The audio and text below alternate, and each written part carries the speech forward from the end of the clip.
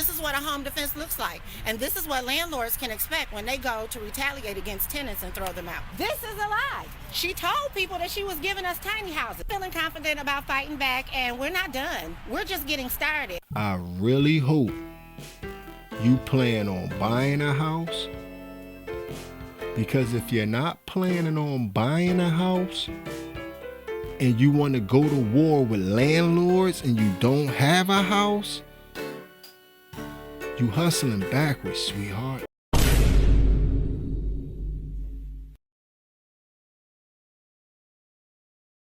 What it look like TV, we back. Thank you for joining me. I'm trying to hit 5,000 subscribers, so hit that subscribe button for me, turn on the notifications. But anyway, we're gonna get into tenant-landlord relationships in this one. It's a story out Detroit where I guess they set up a bunch of tiny homes trying to do people that was lower income favors and build them these little houses. But obviously this one lady does not want to get out her little house. And if you have any children that's been looking for apartments, or you've been looking for apartments yourself, you've been noticing anything moderately priced, they're pretty much not on the market anymore. It's like they're pricing people out, and it's mainly because of this. When they do build places for lower income, they end up being destroyed, wrecked, or the people just refuse to leave. But let's check out this story out of Detroit. And then we're going to come back and we're going to chop it up a little bit, see how we feel about it, and then we can discuss it in the comment section. But let's move on and see exactly what's going on out in Detroit. Us today at a Detroit tiny home as bailiffs tried to evict a woman who refused to leave. The saga between Tara Brown and Cass Community Social Services has been playing out for months, and today the situation finally came to a head. Victor Williams was there as things turned. Victor. Yeah, Kimberly, talk about an intense situation. You had dozens of protesters that were refusing to let this woman be evicted, but at the same time, you had court officers refusing to let her stay. We're going in. Before we go any further, I just want you to look who on the front lines. Who on the front lines? And when you see this lady, she look like she be the first one to start insulting white people when there ain't no white people around. So y'all need to cut this out, man, because when y'all need somebody to march with y'all or somebody to come be part of y'all rally or whatever y'all pulling to stay in the house you was evicted from, I guarantee you they don't know you, but they signed up to be in the front lines and catch this behind whooping. On the way. Things turned chaotic between protesters and court officers during an eviction on Detroit's west side, with a few dozen officers from DPD watching on. The bailiffs, actually, they've been roughing up people who've been defending Tara's house. Tara Brown is the one being put out of her tiny home through a court. Now watch this. Watch this. Watch this entitlement. Ordered eviction. She claims it's all because she spoke out against her landlord, Reverend Fowler, with Cass Community Social Services, better known as CCSS. This is what a home defense looks like. And this is what landlords can expect when they go to retaliate against tenants and throw them out. This is a lie. She told people that she was giving us tiny houses. Protesters from multiple organizations, including Detroit Eviction Defense, have taken it on themselves to make sure Tara stays in her home.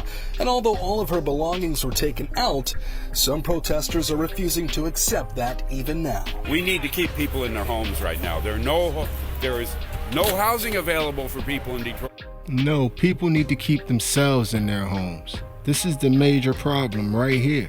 This time and this energy needs to be spent finding her a job to where she can support herself, all that manpower, instead of setting her up so she has to depend on someone else for fish for the rest of her life. Why don't somebody throw her a fishing rod?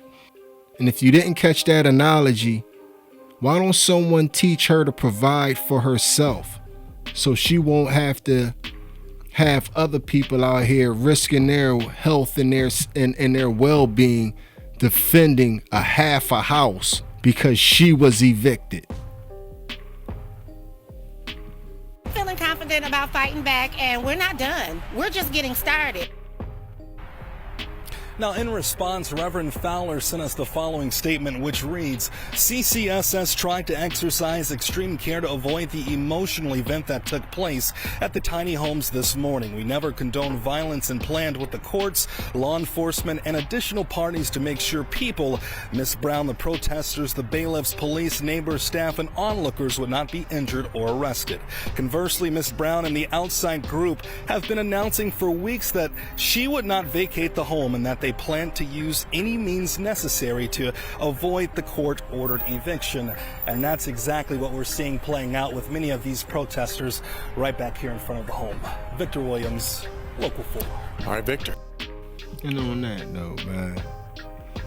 So after hearing that last statement, I have to place a large part of the blame on the rental agency. You allowed this whole spectacle to go down. If they was announcing that they was going to pull this off on social media for weeks prior, an eviction notice that'll stand in court, and obviously it did because it went to court and it's a court-ordered eviction, then when you come, since you know it's going to be a problem, you contact the police and you come with police. And everyone out there that is obstructing justice goes to jail. But some things you have to nip in the bud. We have rules and we have laws for a reason. And you don't mind using them on us. So do you want order or don't you want order? Because this seems simple to me. If it's a court-ordered eviction, you know it's going to be a problem. You come with police and you get the job done. You have to go. As long as you play with them, as long as you give her this false idea in her head that they're winning something, how are you fighting to stay in someone's house that doesn't want you in their house, their property? Like you are entitled to be there. But y'all tell me how y'all feel about it. This is why it's no more Section 8 houses no more. Y'all done shows y'all ass so much that the next generation can't even take advantage of the same programs y'all took advantage of, because y'all tore people's properties up so bad that they're pricing y'all right on out. They're saying that they accept Section 8, but when you go look at what's required to have that house, there's no way you being on Section 8 you're gonna be able to get 3 months of rent, security deposit, this, that, and the other. And that's because of situations like this. Now she's on the news, going to need another place to live soon. She's going to need another place to live soon. And she's on the news talking about, well, landlords and landlords, no plans at all on buying property. But that's what you talking. Y'all tell me how y'all feel about it in the comments section. If you done made it to this point in the video, you are my MVP. It was a stone groove, my man. And I'm out of here. Hit that like and subscribe button for me. I need y'all. We're not done. We're just getting started.